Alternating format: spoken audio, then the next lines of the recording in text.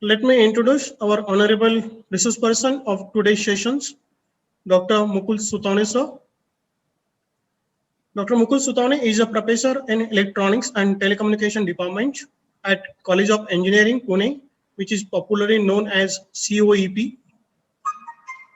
With over 30 years of his experience in academics, research, and industry, Professor Sutane is currently Deputy Director at COEP and has handled various responsibilities such as Dean Academics, Dean International Relations, Head of the Department at COEP. His areas of work and interest in teaching and research are statistical and adaptive signal processing, wireless communication and networks, and statistical modeling of data.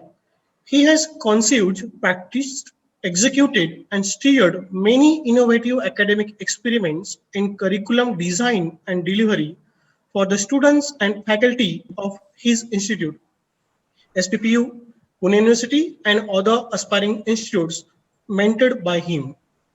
In the capacity of principal investigator of the Center of Excellence in Signal and Image Processing, a World Bank funded project by MHRD goal under TEQIP, Professor Sutane has been associated with the development and conversion of prototypes from mere proof of concept, which is short name as POC, to transferable technologies. Some of such projects are video stabilization for cell phones, automated inspection system for PCB fault detection, density and direction detection for stampedes, and optimal microphone array for audio beamforming. With handsome number of contributed and cited publications to his credit, Dr. Sutane is an applauded research person in many conferences, workshops, as well as symposia. Professor Sutane is recipient of Professor SVC Ayya IETE National Award for Excellence in Telecommunication Education. So we have such a renowned person, such a legendary with us from COEP. I request Dr. Sutane to guide our participants. Please, sir. I switch it to you, sir. Yes. Can I share my presentation now? Sure, sir, sure.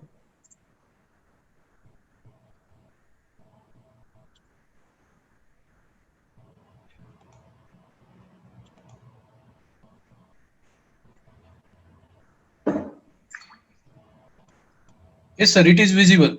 Visible, no? Yeah. Thank you. So good morning all. Dr. Hivrekar, Dr. Patil, and at the outset, let me thank the organizers for having me invited in this AICT ISTC sponsored FDP on innovative teaching learning methodologies. And this is series, I think the second program in the series, right? And there are actually AICT started this model of conducting online FDPs, and there are 3 in series, and an IST joined hand with AICT. Yesterday you heard, right? Colonel Venkat, then Professor Prakash Desai and all. And yes, then, sir. This is the second in series, I assume. Yes. And then there will be third also. Is it not, organizers? Yes, sir. Yes, correct. And then last time also I delivered on the same topic, a role of curriculum design, because teaching learning methodology or process, the crux of it, at the nucleus of that teaching learning process or methodologies is the curriculum which we deliver, right? And therefore I have been engaged with Savitribai Phule Pune University in pre-autonomous days of COEP. I was board of studies member there, then senate member and all, like faculty member and so on. So I was quite, this topic of curriculum design is quite near to my heart, near and dear also. Then after COEP became autonomous, then we were departed from SPPU, and then we started taking care of our own academics. Then I had an opportunity to rather hold the responsibility of Dean of Academic Affairs at COEP. So it was my responsibility also to design the curriculum and so on and so forth. Then naturally that curriculum design which you have to implement during teaching learning process, that curriculum has to really state of the art. And then natural question arises is in the undergraduate engineering education, how much innovations we can make in curriculum design. But so friends, believe me, that COEP being a legendary institute as such, 166 years old institute, we had to do and we did many experiments in curriculum design. And then rather IITs appreciated us.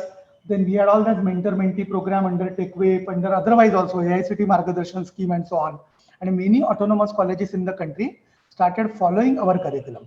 We did many experiments over there. Rather today, AICT model curriculum, which was announced in 2018, has many reflections, many inspirations from COEP's curriculum. Because many of us, including myself, we contributed to AICT model curriculum, and it has impact and impression of whatever curriculum practices we did at COEP. Okay, and we will not claim, rather, nobody should claim that his or her curriculum is standard one, the most decent one. We cannot do that. But we tried to make curriculum of COEP more elegant, more acceptable, and more student-centric. That we tried to do. Okay, friends, you again believe that teaching learning process is at the center of every academics. And then, so there are two entities, two live entities that too. One is teacher, other is student, learner. Is it not? It's a teaching learning. So teacher and learner. These are the two entities, live entities in the total teaching learning process. And what they do, what they exchange is curriculum. Is it not? The syllabus which is content-wise delivered, unit-wise delivered by the teacher and learned by the learner. That happens. That's a two-way bilateral communication. We don't always claim that teacher always teaches and student always learns. It is other way around also. We many a times learn from our students, right? Students are younger generations. We are that way older. We are rotten. And many times students ask us queries and questions, and that keeps us on our toes. And that is an evolution, therefore. Teaching learning process is evolution, and we learn also with the help of our students. Believe me. And therefore, today, from last 10-15 years in our country also, there is an era of outcome-based education. And outcome-based education teaches us that we have to shift paradigm from teacher-centric education to learner-centric education. And therefore, every time the curriculum, the content, the syllabus which we deliver to our learners, the prime focus is students and not the teacher. Right? 10-15 years ago, when I was in Pune, we were in Pune university model, affiliated model. Then every teacher had his or her ego, right? Ego in a sense that this is my course, this is my subject, which I teach, and I should see to it that I teach my subject. I don't leave that subject apart. I should not delete that course from the curriculum, and I should teach that with the legacy. That is something which you always have been attached emotionally to our courses. Today, that's not the way. We have to teach the learners what they want to learn. It is not that what teachers want to teach. That's the way. Okay. And in the Indian system, we had all that Gurukuls, no? In Gurukuls, what happens? Guru is of prime importance and not the student. That was our philosophy. Traditionally, we have been molded in that philosophy that Guru is the utmost, at the apex of every system over there. And whatever Guru wants to teach, learner, student has to learn, Vidyarthi has to learn. That's the way. So we have been educated, our mindset has been molded in that way, that Guru is of prime importance and learner comes secondary. But that total kind of ego-centric, teacher ego-centric learning system is going to vanish. And now world teaches us that no, it is student-centric learning system that should evolve. So learner or the student should be at the nucleus of the total system as such. It's an ecosystem. Teacher happens to be more of a facilitator and not the teacher. It is not that teacher wants to teach something, but I have to teach, as a teacher, I have to teach the student what they want to learn.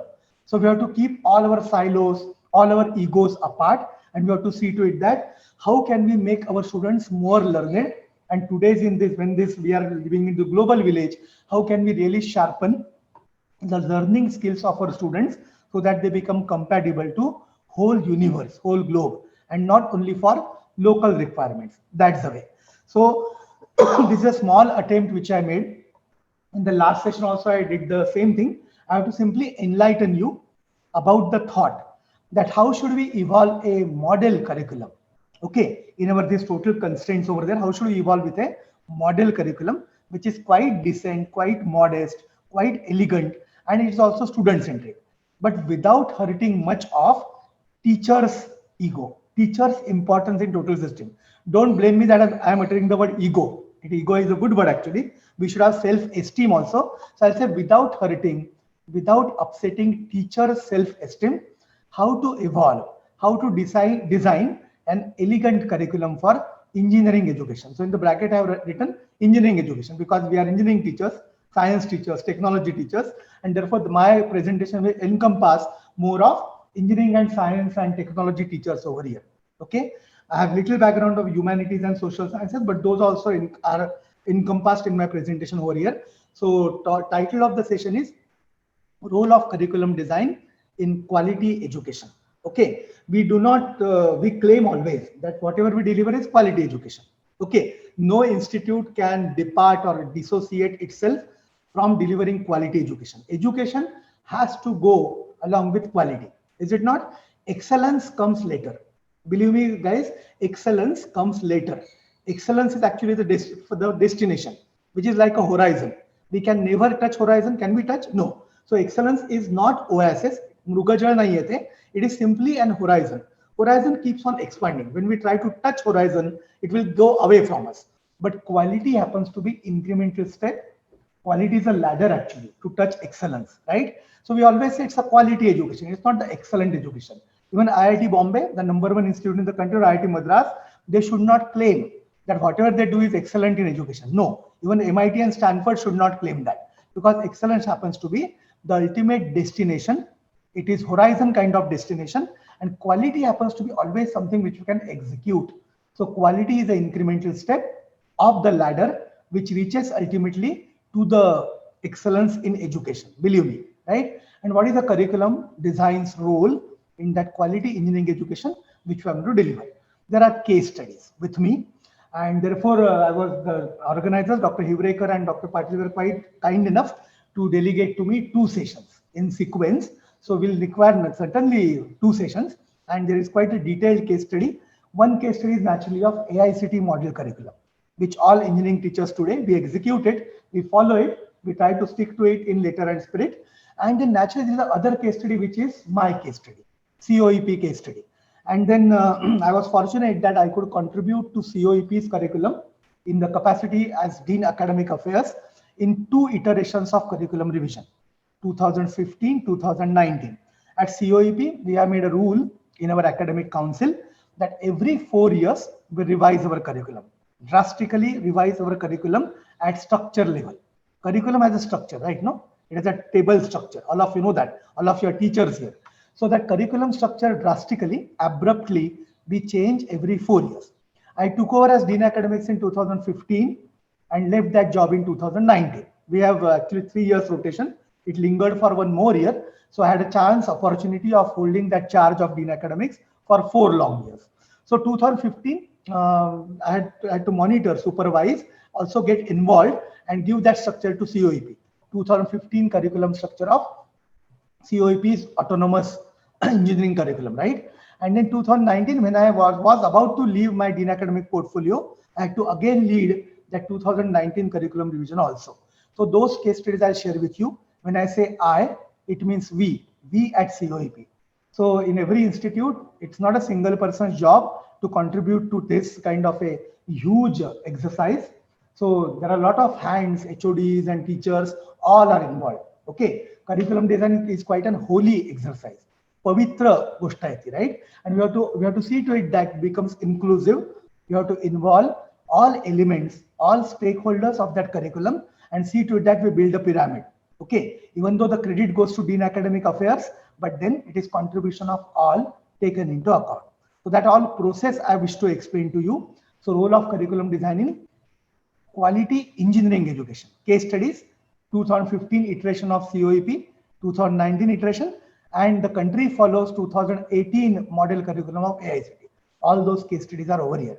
And I assume that teachers, day in, day out, we live with our curriculum, we live with the syllabus, we digest syllabus, we teach syllabus, we learn syllabus, we go through books, we go through learning material, we go through online courses, and we deliver them ultimately. We examine the students. It is the topic which is very, very near to our heart and our brain.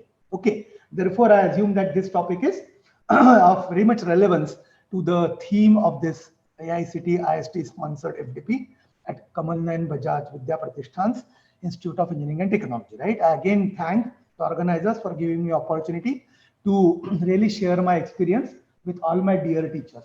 It is always a delight that I should share my experiences with teacher colleagues. We all sail in same boat. We all have same kind of sorrows and grievances and comforts and happinesses, all those moments, right? Therefore, it is always delightful for me to share my experiences with my teacher friends. I'm a bit discomfortable when I talk to my industry colleagues because we are not in the same phase, right? And they have their own language and they always dominate, and then they say that academia don't know what are the industry requirements, etc. And then now I have learned, after so many years of my experience, I have learned how to dominate and convince our second counterpart, the industry colleagues, right? Our students find job in industries. Industries in India at least have always a grievance about academia, about teachers, that teachers are not up to date and so on and so forth. They don't understand what is industry language, and they teach always something which is rotten, which is always outdated, and so on and so forth. But at COEP, we have learned now how to dominate our industry colleagues. Dominate also again is a bad word, right? So I should say that how to really see to it that we are at the equal plane.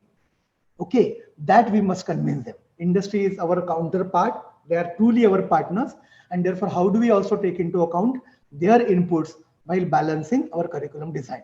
The topic is really dear to my heart, and all that I'll be trying to convey you in my 2 sessions given to me, right? Couple of quotes. We'll start with the quotes. Mind is not a vessel to be filled, but a fire to be ignited. Plutarch was a philosopher, and then he gave us this quote. Nice quote. In the good morning here, great morning, which we have started with, we have to always start with some good quotes. Mind is not a vessel to be filled. It's a mind of student, we generally assume it's an empty vessel.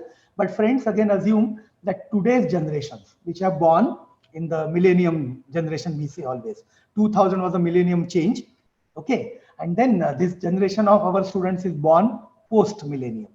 2001 onwards, they're all born, right? 19, 20, 21 years old, 18, 19, 21 years old, right? And then those minds are not empty. They were born post-Google, post-internet, post-WWW, and they are flooded with information. Information is at their fingertips, and therefore they're completely immersed in the information. So therefore, teachers' role has tremendously changed in last decade, 15 years. It's a post-Google, post-internet era. When internet became pervasive, ubiquitous, and so the Google, there is a flooding of information. Information is not scarce now, right? All my students already know that where to search from.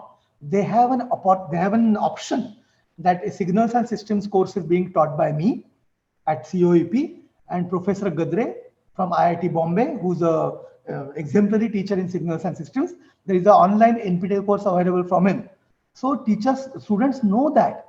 Why they will take a course of signal system from Professor Sootavne if there is an authority teacher available on online course, MOOC, like IIT Bombay, Professor Gadre, and he's an authority teacher in that. So that abundant of information is available. Why IIT Bombay and NPTEL? So that's why Coursera, edX, they have access to all sorts of teachers, best professors in the world. And why they will be learning from me? Their minds are not vessels which are empty. And therefore, our job is more challenging, more tough. We have to ignite fire in their minds about ourselves, about our teaching, about our syllabus, so on and so forth. That we have to always do, right? If that is the case, then we have to be fire igniters now.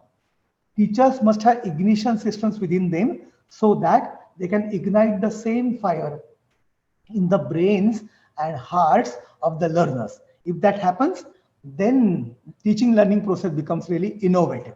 That's the theme of this course. Another quote: a good teacher makes students think even when you don't want to.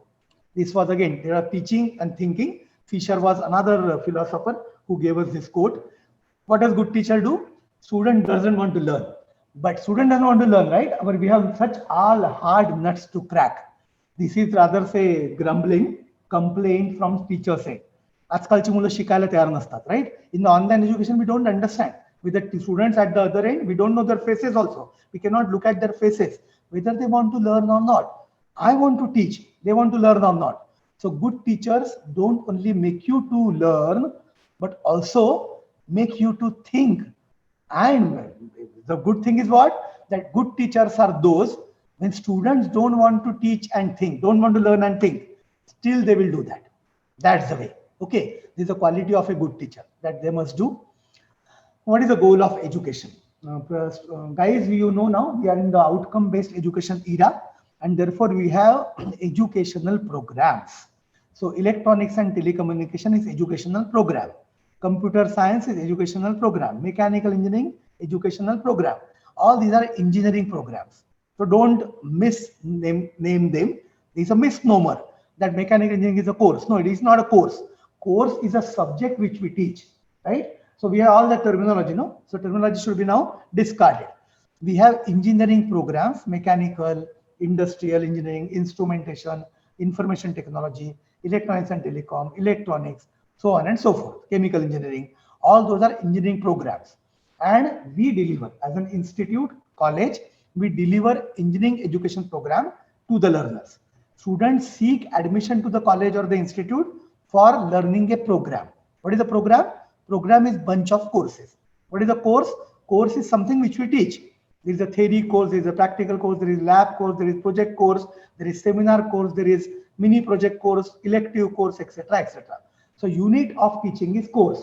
So we always say ENTC program, computer science program, IT program, mechanical engineering program. All these programs, they comprise of courses. Courses is a teacher. Courses, teachers teach, students learn. That's the way.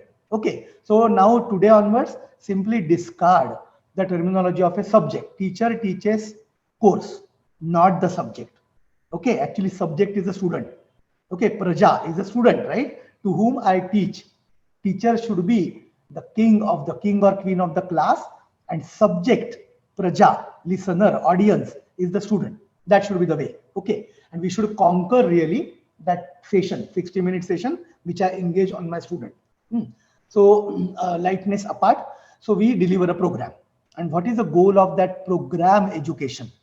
Okay, so we receive raw student, raw learner, raw 12th student, 12th standard passed, with how much percentage now it is diluted to 45%, PCM, and then we don't get JEE mains, JEE advanced, CET scorers, okay, non-zero CET scorers. We receive all sorts of variable quality students entering to our college, to institute.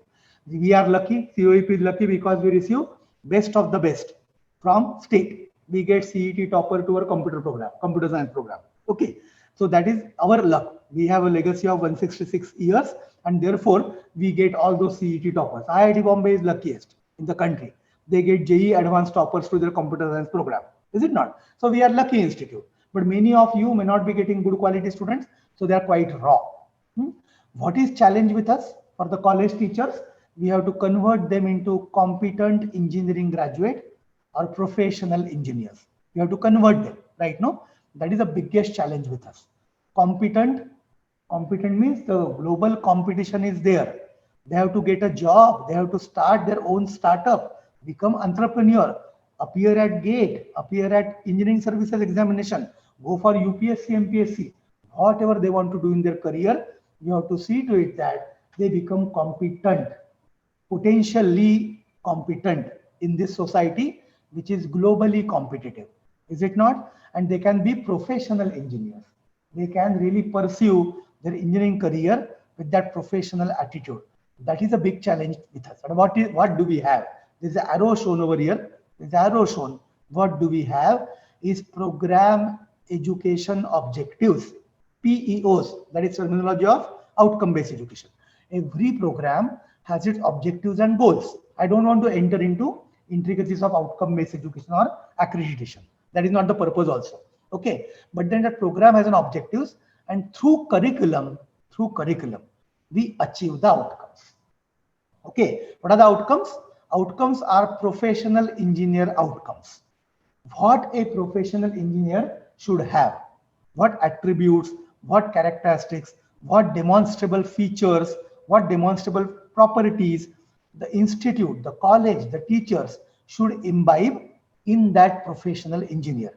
Those are known as outcomes, right? So we have objectives for the program, and we have to achieve those demonstrable outcomes, visible outcomes in a professional engineer.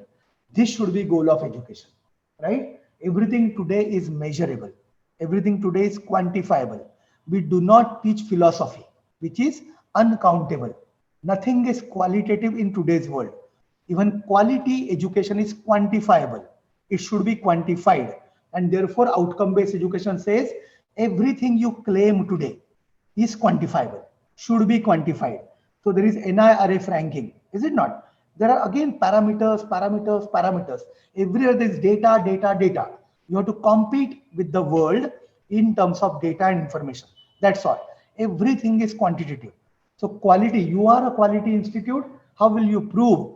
It is only with the quantity, the data which you produce. Okay, if you teach blah, blah, blah, very, very nice, you claim that you are best teachers in the world, you are best institute in the world, but results in the university in your course don't speak that. Okay, you don't have good first classes or good distinction holders in your class.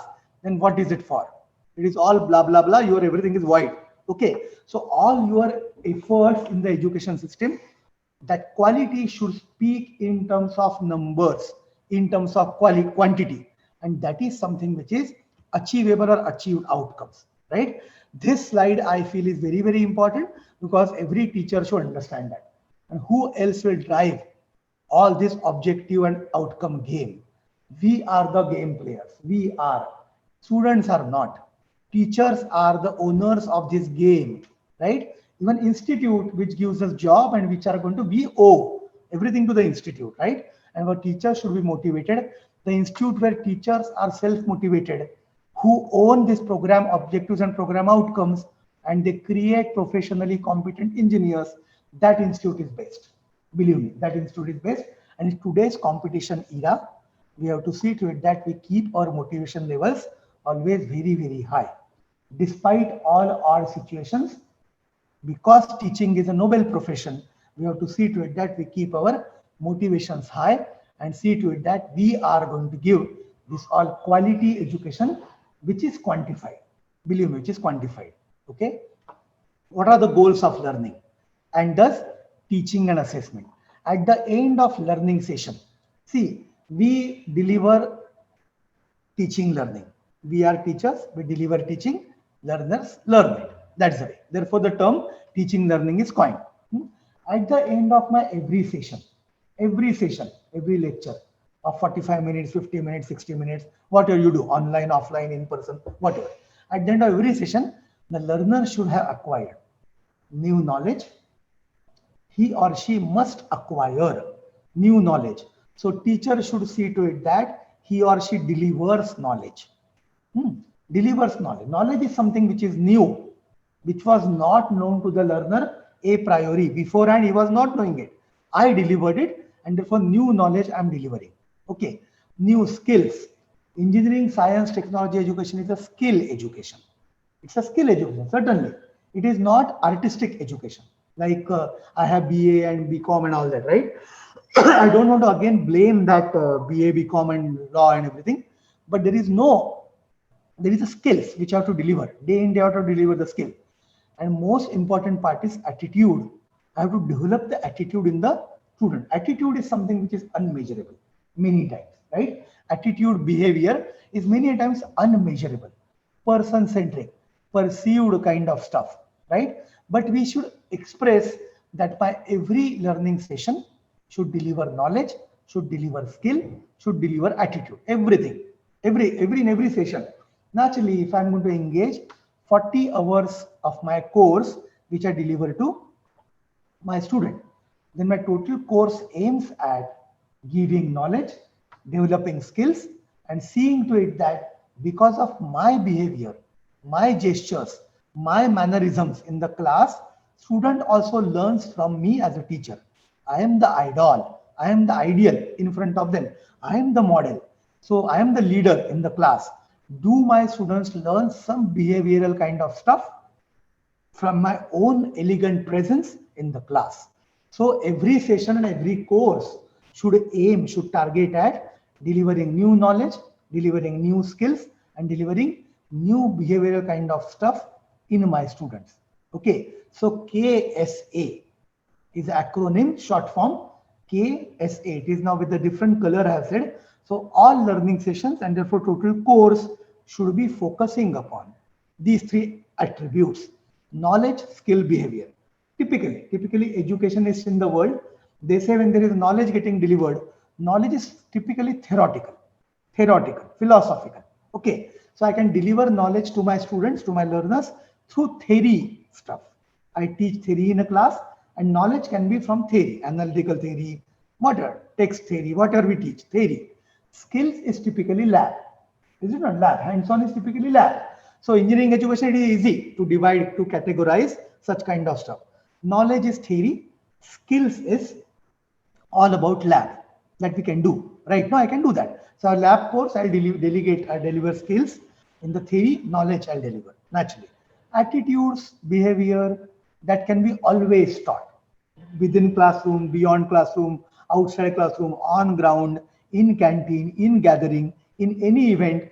Teachers can always see to it that they remain a model personality for the student. So attitudes can deliver anytime, 24/7. Okay. So every learning should see to it that knowledge, skill, attitude, knowledge, skill, behavior are delivered to the students. Right? How do we do this? It is through teaching. Teacher teaches in class, learners learn. In turn, I also learn from them. Okay. And important part of curriculum design is assessment, examination. Okay. And we have so many examination reforms and so many examination models existing in the country. Every autonomous college has its own model of assessment or examination. Every university has its, every IIT, every NIT, every IIIT, all of them have their own models. Continuous evaluation, in-sem evaluation, in-sem evaluation, out of semester evaluation, whatever like. Okay. So teaching, learning, assessment, there is a triangle, right? The triangle with three vertices: knowledge, skill, attitude, teaching, learning, assessment. Okay. And this KSA and TLA, I can overlay. One triangle, other triangle, overlay. Overlaying gives me a star, a polygon with 6 vertices. So knowledge, skill, attitude is something which we want to deliver. How do we deliver it? Through a process known as teaching process, learning process, examination process. Okay. So one triangle is the process triangle, one triangle is a deliverable triangle.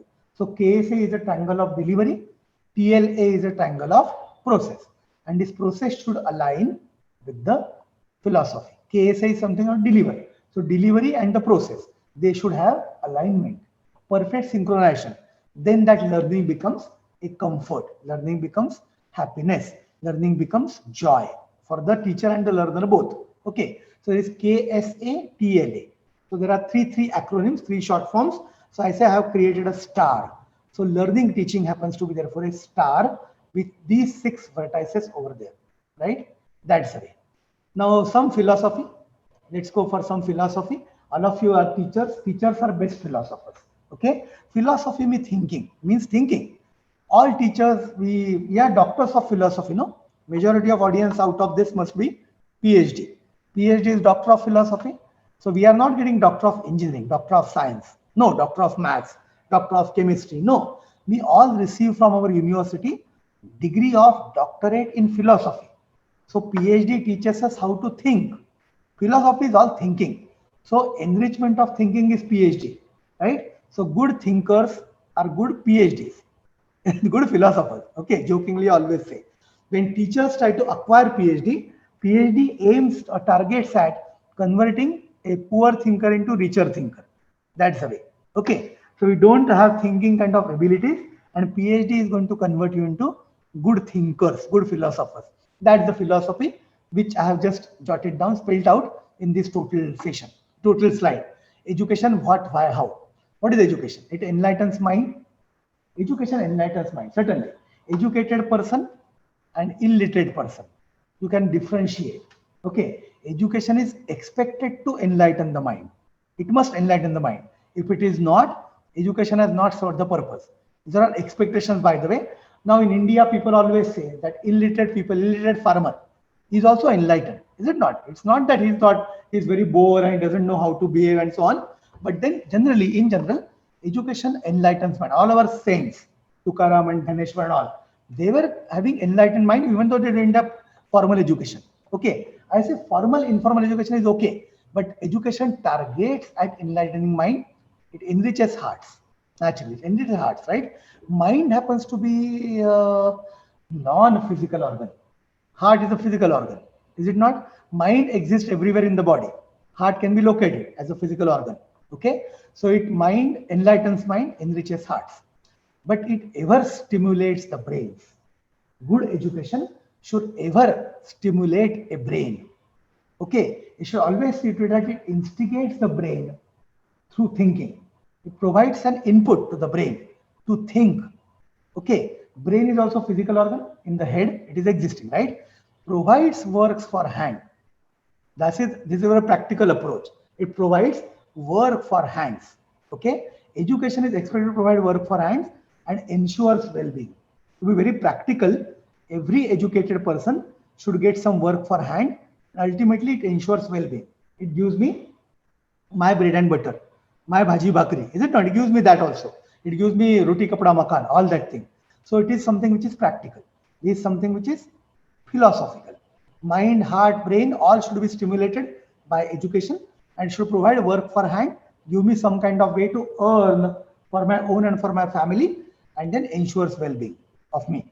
Education helps transform the raw individual into cultured individual. Individual is raw and education is expected to transform. See, transform is a word which goes above change. Change hierarchically comes below. Transformation has got bigger meaning, bigger connotation. Okay, so it helps transform the raw individual, illiterate individual into a cultured individual. Samskruti, I should say, is a cultured individual. Education should create a personality which is cultured. Susamskrut, is it not? That's the way. Responsible. We should be accountable. No, accountable, responsible should goes hand in hand. We should see to it that whatever I do in society, I should be accountable for it. I should be responsible for it. Education is expected to develop that sense of responsibility and sense of accountability in a human being. That should happen with a tremendous civic sense. In India, country like India, we don't have civic sense. We are indisciplined population. Is it not? We should blame ourselves that somebody, corporation says, government says that we should follow all COVID kind of protocol. Do we follow? We go to Bhaji market and we don't wear masks. That's the way. Okay. So education should see to it that we go for cultivating a human being with a tremendous civic sense, tremendous societal sense. We should be answerable to society. We should contribute to society because human beings are meant for society. Human being is a social element, social entity.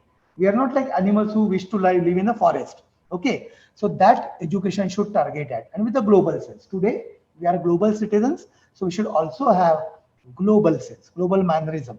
Okay, the way to behave globally as a global citizen, that we must have. That's the education. Okay, quite philosophical, but education should target in doing that. Friends, believe me, while we design curriculum, we should see to it that my curriculum delivers education which enlightens mind, which enriches hearts, which ever gives stimulus to brain, which always provides work for hand, which ensures well-being, which converts raw individual into cultured, responsible, accountable human being with civic social. Therefore, I, in particular, have used all these words. Curriculum's responsibility is to encompass inclusively all these things. That too, engineering curriculum should do all this. Therefore, okay. Then come to practical side of it. Curriculum can be categorized in two things: formal, informal. Okay. What is formal education? Students go to primary education, secondary education, tertiary education, 10 plus 2, 10 plus 2 plus 3, 10 plus 2 plus 3 plus 2, then PhD. That is all formal education, school education.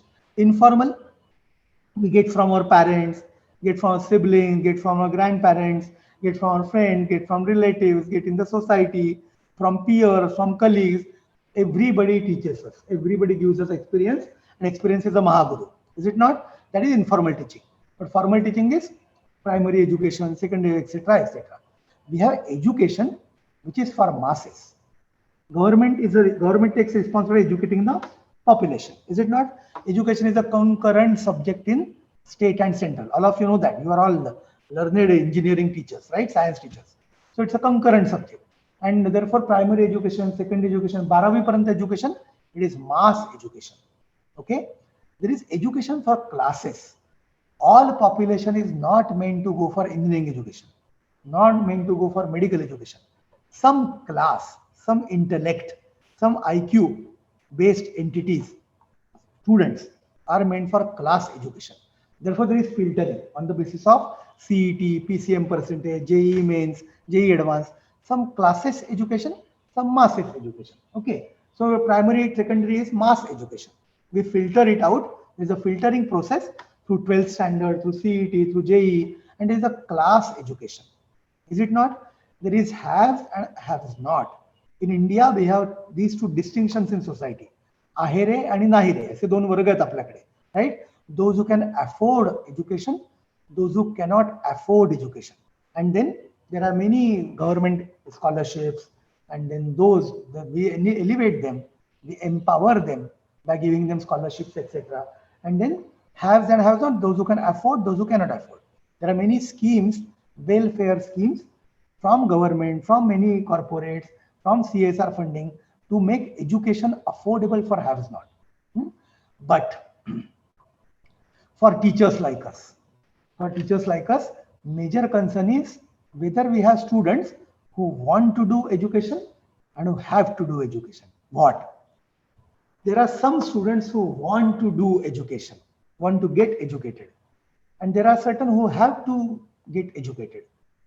We have more of this class, have to do education.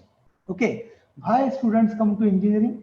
All of you understand that. I am not needed to just tell you why students want to come to engineering. Because they want to have a job, typically an IT job. They want to secure their future.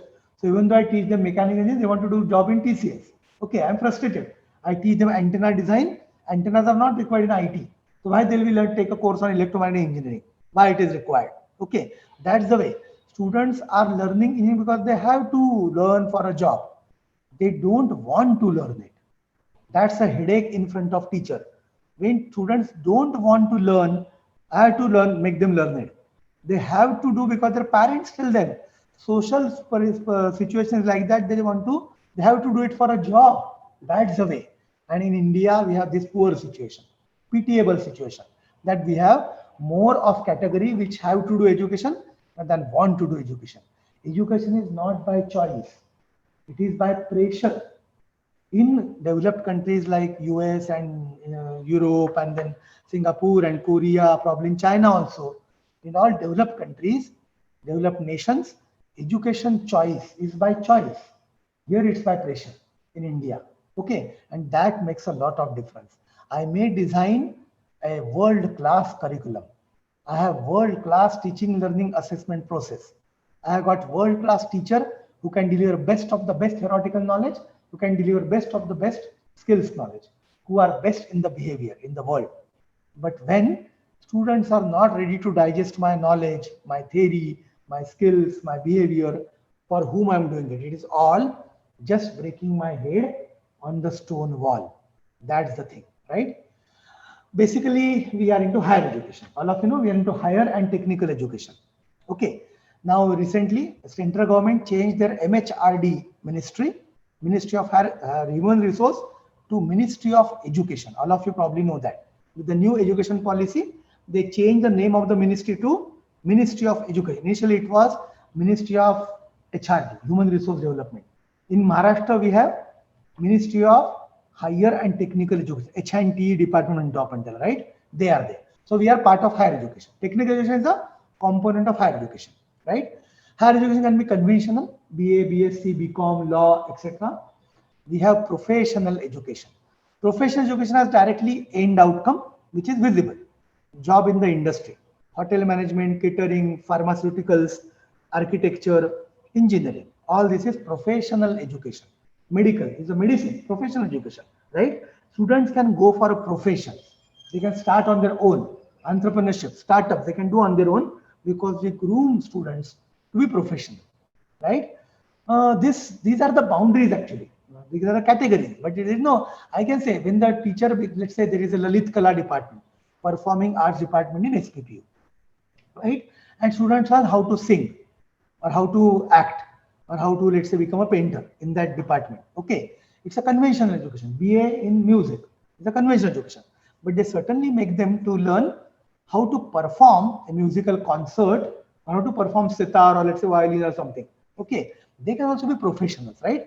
So this is something, but we have that kind of mindset to define conventional education, professional education. Okay, both must target at imparting knowledge. Both target knowledge, skills, behavior. Right? Knowledge is theory, skills is lab, and behavior, attitude, and development that we know. Right? Even a BA in music is a skill. No, there is skill. There is a practical. They have to really deliver the performance of music in front of audience. That is also skill there. They also do how an artist should behave in presence of audience. All that. So these are not watertight compartments.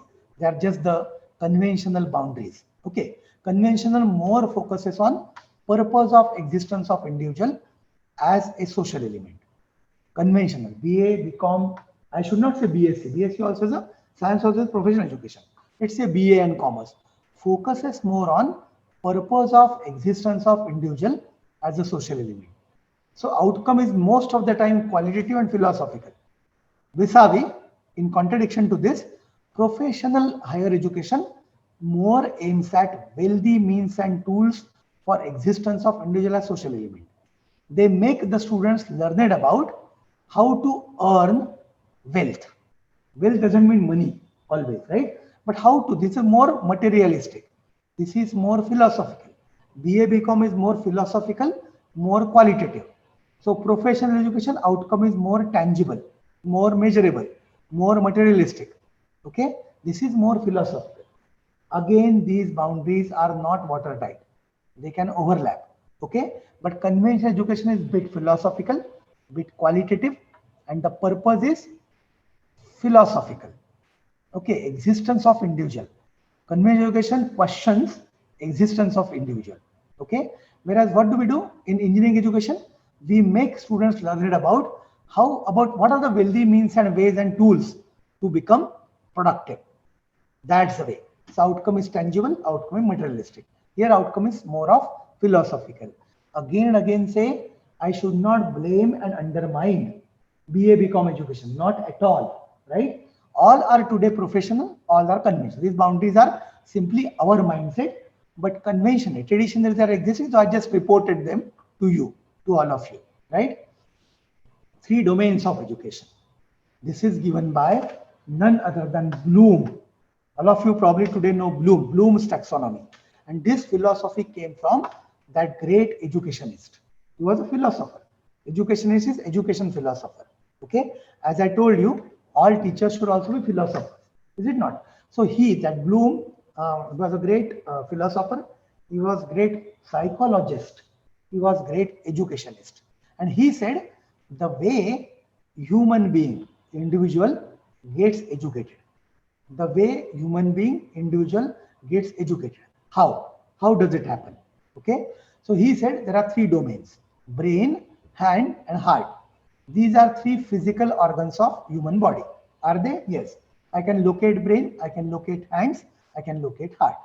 These are the 3 human organs, human body organs through which an individual gets an education.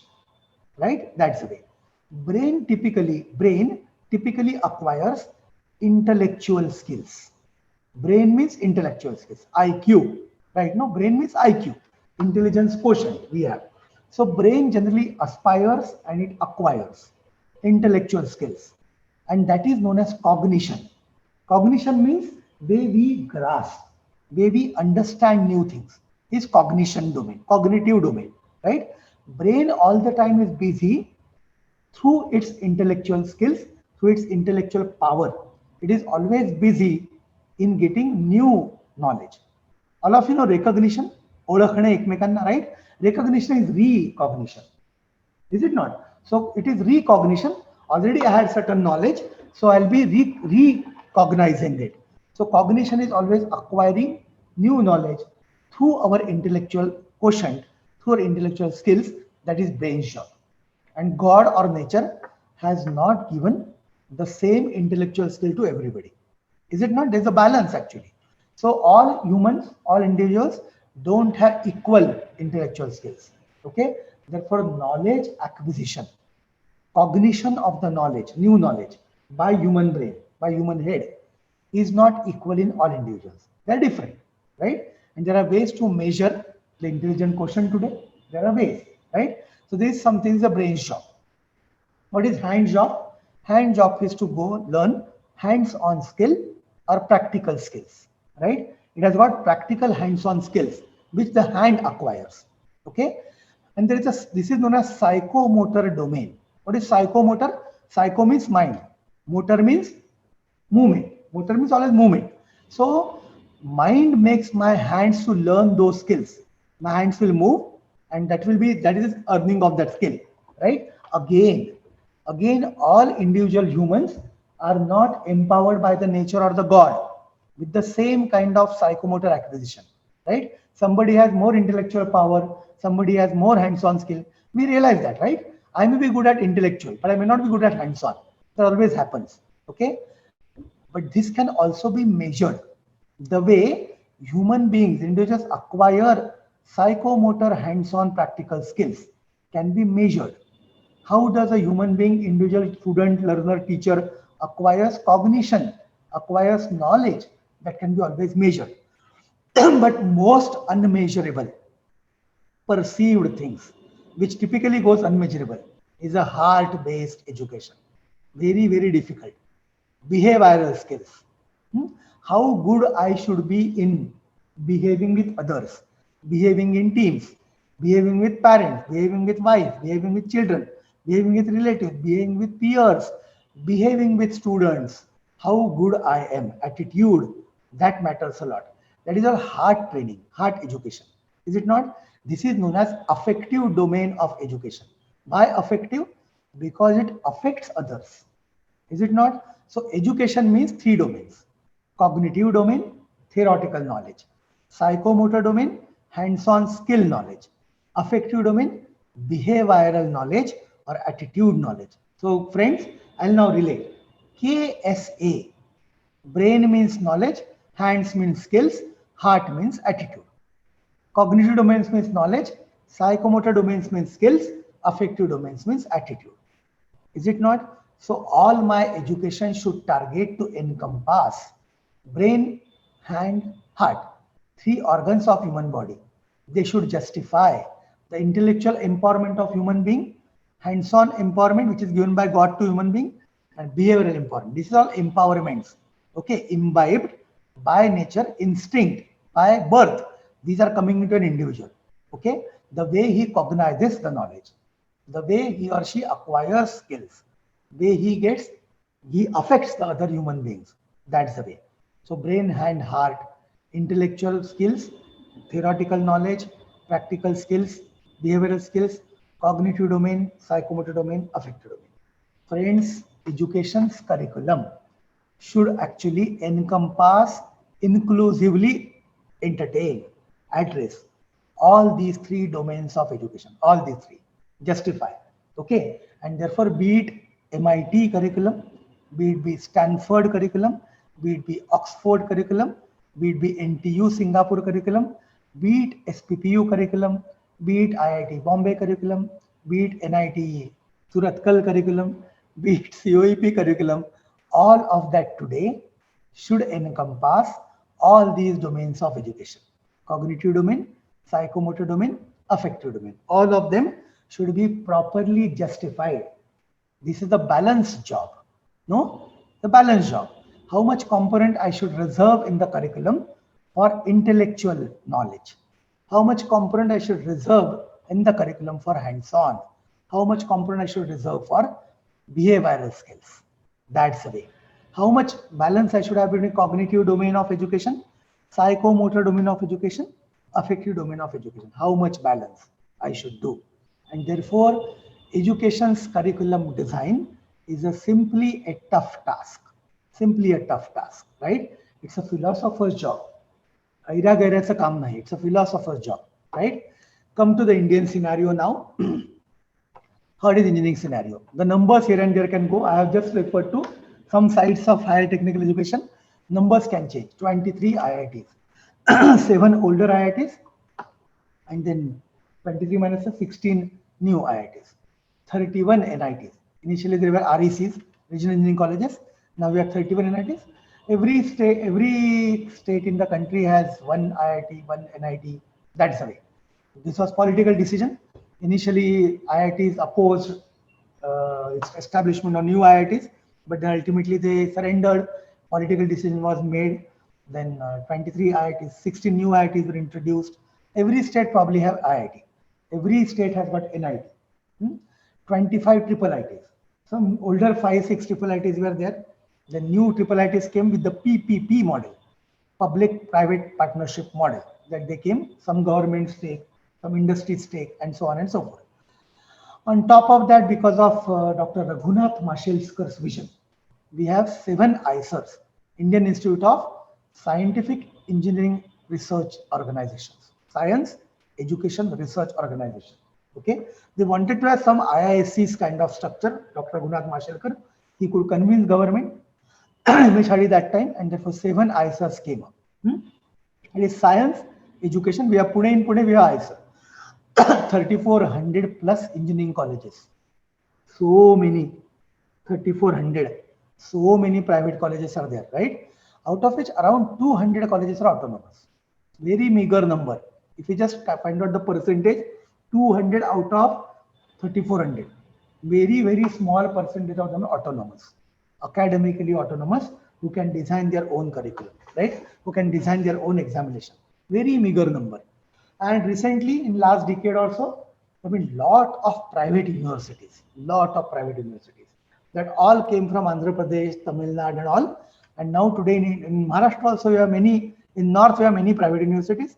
Again, nothing of blame. In Pune we have Symbiosis Open Skill University, Symbiosis University, D.Y. Patil University, VIT University, MIT World Peace University, MIT Art Design Technology University, many, Bharati Vidyapit University. We have many universities in Pune itself. Maharashtra also we have many universities.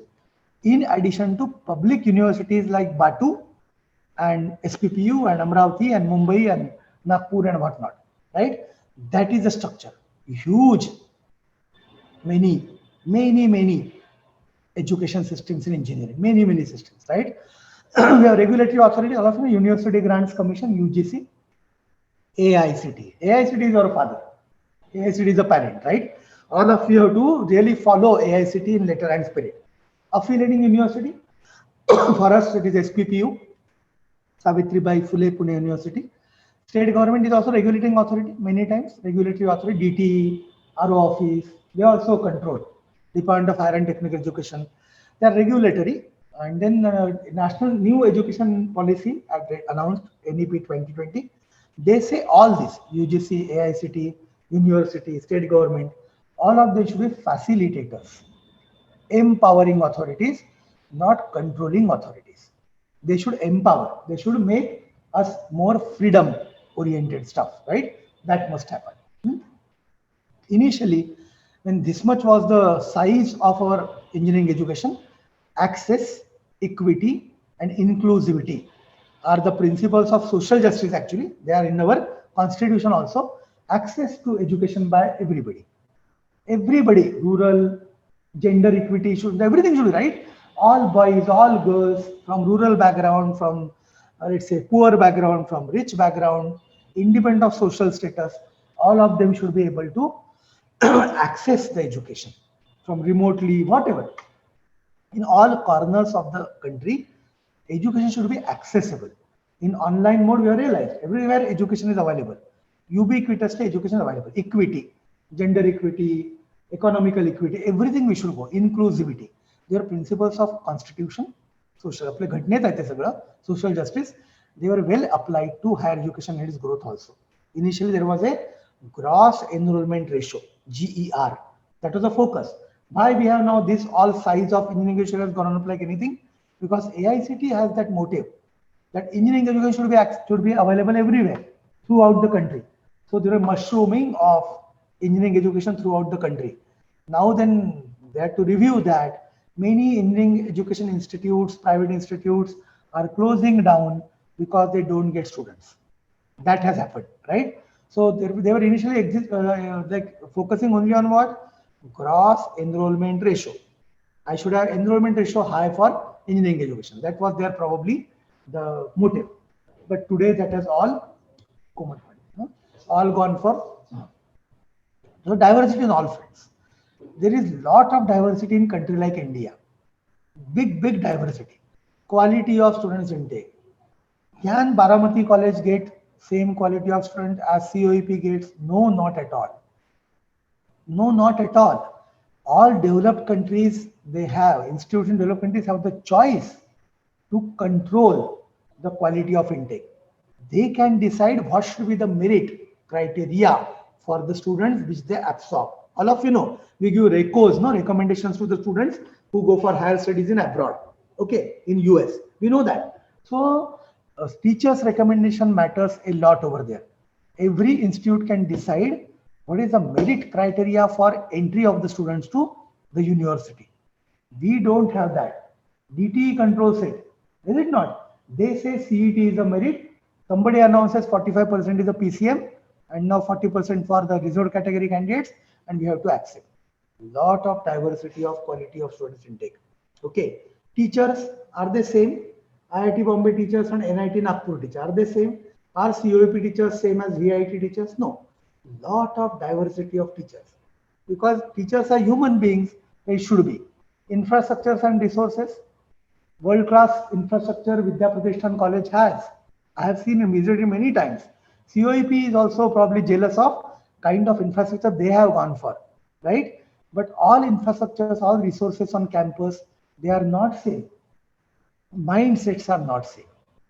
Is it not? If you're a private college, then the management mindset matters a lot. Do they want to invest in equipment? Do they want to invest in the salaries of their teachers? Are they paying salaries regularly? Do they give DA rate? All those mindsets of management matters a lot. There is a lot of diversity on all fronts. That also matters when we deliver the curriculum. Okay, that matters a lot. Teaching learning process, curriculum is the most important component that impacts teaching learning process. Believe me, friends, right? So TLE, teaching learning examination, quality of imparted education is dependent naturally on teaching learning process. But teaching learning examination process in turn is based on curriculum design, curriculum delivery, curriculum assessment. See, friends, I have made so many triangles over. We have KSA, knowledge, skill, attitude. We have teaching, learning, examination. Another triplet now. Curriculum design, curriculum delivery, curriculum assessment. I have to design the curriculum. Teachers have to design curriculum. Teachers have to deliver curriculum. Teachers have to assess the curriculum. Right now, assessment of curriculum means is the examination which teachers have to give to the students. Students have to give teachers feedback. This is the assessment of teacher also. That also is encompassed in this term, right? And our ongoing session focuses on curriculum design, curriculum development, which is acronym as curriculum design and development hereafter. Okay, C, D, and D. So education is equivalent to this symbol is for equivalence, right? Education, as I define, is knowledge, skill, attitude, teaching, learning, assessment, curriculum design, and delivery. Okay, all this, when you just leave my session today, these three acronyms, short forms, should be fitted in your brain. That is my takeaway, I should say, from my session. KSA, knowledge, skill, attitude, is all education purpose. Okay, my curriculum should equally balance all these three components of Bloom's. Bloom said it. It is quite natural and logical. Okay, and this curriculum delivery I deliver through a process known as teaching learning examination, teaching learning assessment. That's the process which I do, right? So you have to see it. So curriculum design delivery is the process in its own. TLA is also the process in its own. Okay, TLA and CDD are same. They are the processes, procedures which I do day in, day out, right? And knowledge, skill, attitude is an impartment, is imparting, delivery from my side when I deliver the curriculum. Okay, so take away, what is minimum expectation from all of you after I leave my session at 12 o'clock? that what you should do here, what you should understand, what you should take away, what should be impressed on your mind is 3 acronyms, right? KSA, TLA, CD and D. TLA, CD and D is a process. KSA is the ultimate objective of any education. So education for me is KSA, TLA, CD and D. That's the way. Okay. So let's come to the topic. 1 hour is over. 60 minutes are over. We started at 9:15 around. 60 minutes are over. Okay. We'll take a break at 10:30. That's the official break in the session also. We'll take a break, bio break at 10:30 and we'll rejoin at 10:40. That will do. So more 15 minutes to go. I assume that my faculty friends are not bored. Let me tell you some kind of a diversion. Let me take a diversion. Some psychologists say that every 8 minutes, the human brain stops perceiving during listening.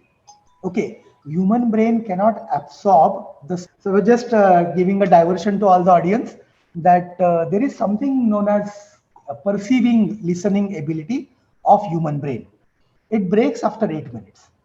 8 minutes. Take it from, this is a psychological kind of a perspective of human brain. And the psychologists and psychiatrists have said it. So every 8 minutes, we should try to break the monotony. Okay, a teacher should do that. So every 8 minutes, I have given some serious stuff to my learners. Then we should have a break. So I should poll. I should ask some question, should ask some query, should crack some joke, should try to divert their attention. Some trick some gimmick I should play in the class. Okay. And then I should bring them back to the content that I should do. Okay. So delivering a class for almost 90 minutes is a injustice to the learners. I understand that, right? But 90-minute session has now happened to be the, I can say, platinum standard of such FDPs. So I cannot have an excuse. I have to deliver to you up to 90 minutes, right? That should happen. But every 8 minutes, there is a diversion. Okay, distraction of attention, which we must do. And then with that, we should again come back to the original content also. So coming back to curriculum design and delivery, CD and D, it's an inclusive process to be executed with tremendous responsibility and accountability. Okay, tremendous responsibility. Curriculum design is not a joke. It is not a light exercise. It is very, very serious experimental exercise which we have to execute with tremendous responsibility and accountability, because we are accountable to society, to the learners, to the students to whom we are going to deliver this curriculum. Okay, it's an outcome of a deep philosophy and mature thought process of experts. Curriculum design is an outcome of deep philosophy and mature thought process of experts, right? It is generally in a university the job of boards of studies, right? Now, who designs curriculum? Board of studies designs the curriculum. Okay, there is a hierarchy which will come hereafter. So board of studies is a group or team of all those mature experts. Okay, they are domain experts. There is a ENTC board of studies, there is computer board of studies, there is IT board of studies, there is mechanical board of studies. All this is a group of domain experts who are so-called deep thinkers, philosophers, and they have maturity in their thought process. Curriculum design is outcome of all that. It's a systematic and scientific problem to be attempted with caution and care. Very systematic problem, scientific problem. Because I said no, it has to thin balance. There is a thin line balance among cognitive domain, psychomotor domain, affective domain. Okay, stimulus to hand, stimulus to brain, stimulus to heart. All such courses which will be equally justifying the knowledge, the skills, the attitude. That is a thin line balance. Okay, so it becomes a complex optimization problem. Optimization is a scientific and engineering problem, right? Optimization is a course actually. It's an engineering course everywhere. In the country, in a good institutes like IITs, optimization is a basic course. All engineers must know how to optimize. Optimization is a very, very basic course. Okay, so it's a scientific problem. It's a complex optimization problem with so many constraints. And under constraints, how do I tackle that scientific and engineering problem? So it's to be attempted with caution and care. Curriculum design should conclude ultimately on a document with a sanctity known as curriculum structure. That curriculum structure is a sanctity, pavitrya. Why? That curriculum structure I should not alter, I should not hamper, I should not tamper every now and then. I should not do that. Somebody gives you, the mature philosophers, experts give you that curriculum structure that you should not affect badly, should not tamper or play with it unnecessarily. It's a document with the sanctity. Okay, that will come to you when somebody designs curriculum for you. Okay, we are the deliverers then. We deliver the curriculum, right? We should not tamper, we should not play with the curriculum. That should not happen. Okay, that's it. Which are the driving factors and challenges for curriculum design? Today we talk of domain or branch specific curriculum. Mechanical curriculum. IT curriculum. Computer science curriculum. ENTC curriculum. It must be branch specific. And we are very cautious, very emotional. Okay, we have very much feelings for our own branch courses. We must have, no problem. ENTC core I must teach. Computer science core I must teach. That must happen also. But then when I'm teaching it, I have to also see to it that I'm having interdisciplinary courses also imbibed in my curriculum. That's a balance I have to maintain. So it should be branch specific, domain specific, technology domain specific, but still ENTC engineering students must learn something from manufacturing, must learn something from electrical, must learn something from mechanical must learn something from electronics. That must happen. Today there are certain basic courses, they must be there taught to all students. Civil metallurgy students should know how to program in Python. They must know, otherwise they are raw students, right? Python programming is a skill of today. All students must know good programming. All students must know how to run MATLAB. They must know. Civil engineers cannot say that I should be only authority in drawing and I should not know anything from Python programming. It's not the way. There should be interdisciplinary knowledge that must be present over there. It's a thin line, but perfect balance among diversified courses. Okay, that is a driving factor and challenge while I design the curriculum. Alignment with pace of technology. Technology, all industrialists and industries, they tell you, no, that technology keeps on changing, keeps on becoming obsolete, and then industry 4.0 is there, all sorts of stuff is there, right? And the technology is to be blamed always, because today, after every 2 years, technology will become obsolete. New technologies come on horizon. I have to keep pace with the technology advancements. Must do. Alignment with mindset of the learners, aspiration of learners. I must have that. Students are changing. Friends, believe me, students are changing. That they don't want to learn everything in classroom, in lab, from teachers. Okay, they have everything on their fingertips. They have smartphones. They have online courses. Why they will learn only from you? Their aspirations are changing. And we as teachers have also to change. Okay, teachers learning curves, that also I should take into account. Okay, we should keep our learning curves ever sharp. I was teaching C++ course, I was teaching .NET course, I was teaching C#. Today I should teach Python. Okay, I should align immediately myself to the Python data structures, Python libraries that I must do. Okay, I must have software skills with me and alignment with framework by regulatory authorities. There is SPPU, there is AICTE, there is UGC. SPPU says you don't do that. AICTE says you should have some course on meditation. All I should do, alignment with the framework by regulatory authorities. All I should do. I should have NSS in the coursework unnecessarily. I should learn professional ethics. All that is there. All that should be aligned in curriculum design, right? Industry and corporate expectations for employability. They are always driving forces. Why? Because my students should be ultimately employed in the industry. And what industry tells me? AI, ML, DL should be tool always. Robotics is a today's technology. I cannot run away from machine learning. Machine learning, AI, everybody should know. That is the expectation of industry for all. For all. In a building construction also, some kind of AI can I apply.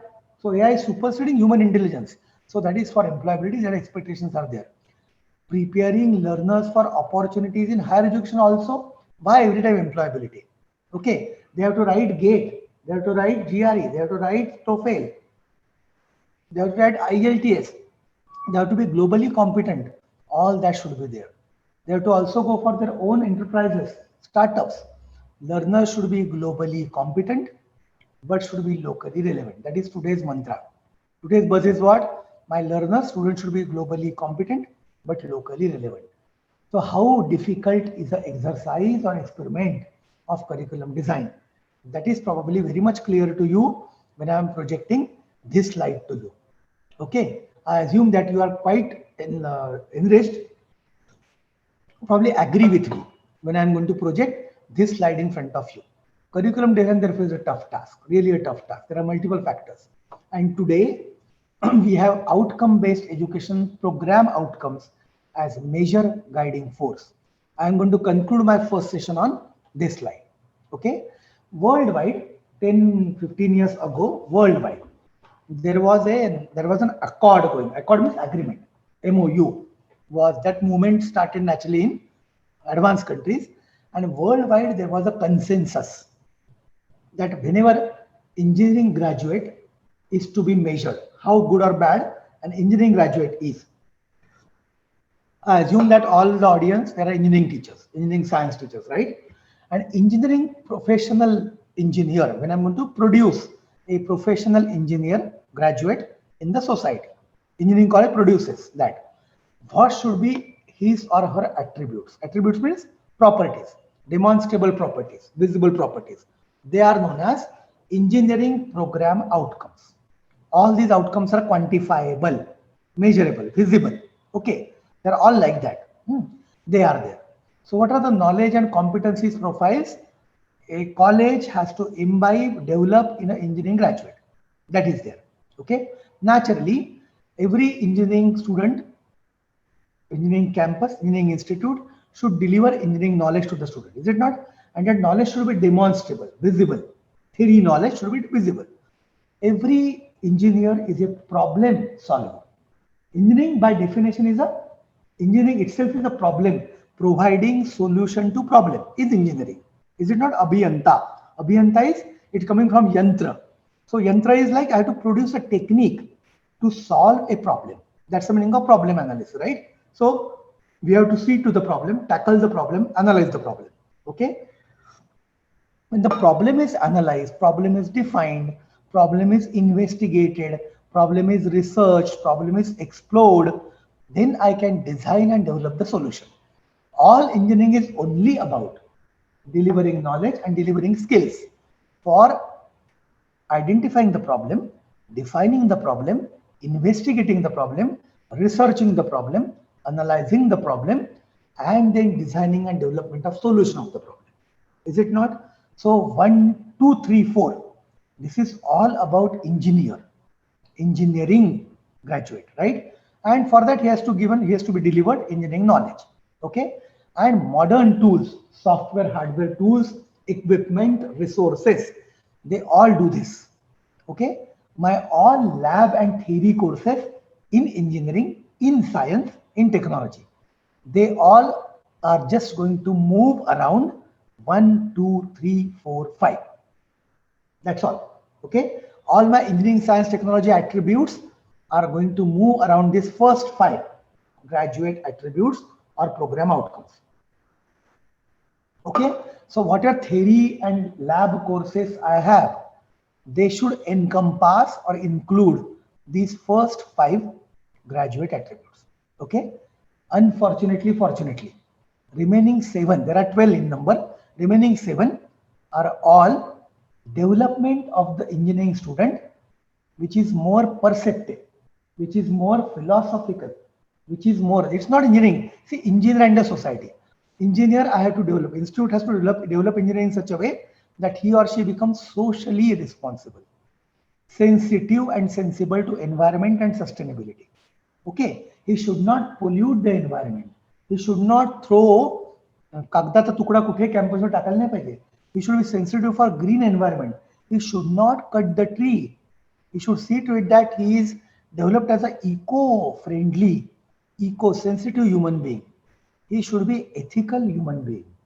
Okay, when he's working with TCS, he should not have the unethical delivery of the code or program of TCS to Infosys. When he leaves TCS and joins Infosys, he should be professionally ethical engineer, right? He should know how to behave individually, how to behave in a team, because engineering problem solution development is all in a team.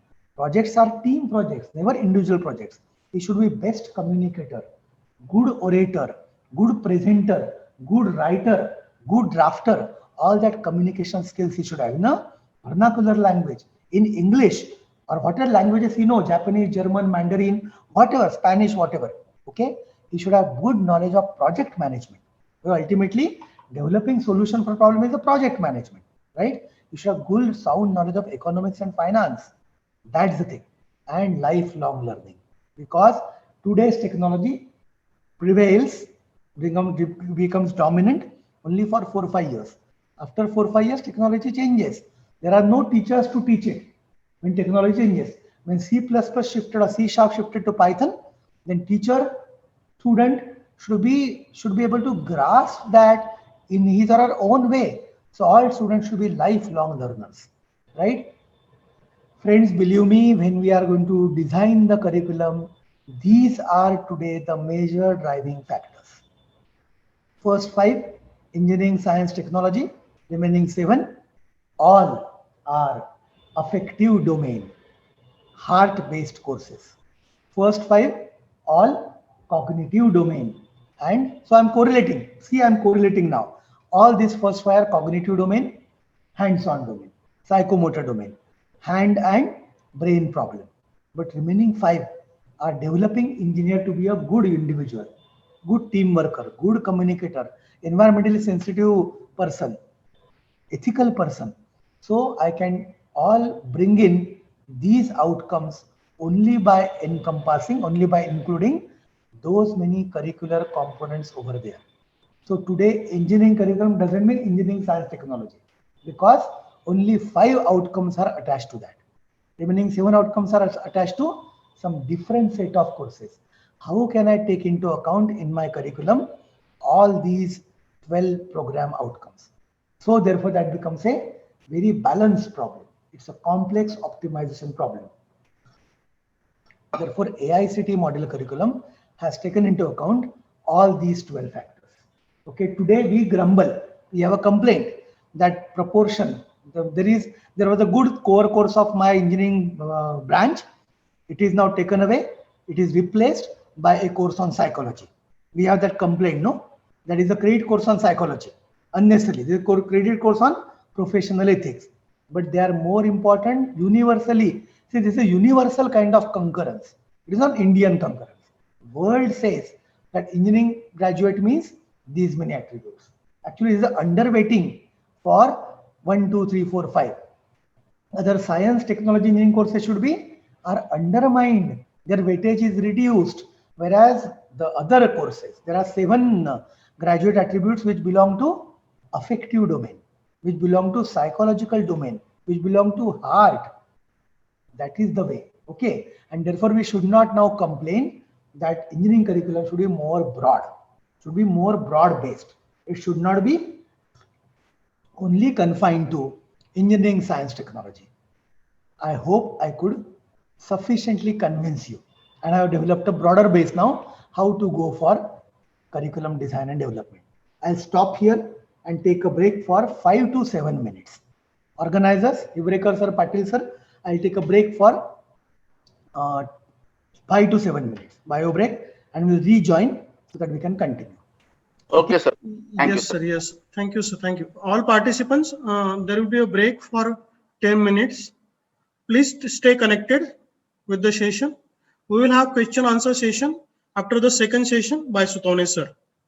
Sutone sir, you can take a break. Thank you. All the participants, we have instructions from the coordinator, Hivrekar sir. Please listen to him. Sir, you can please continue.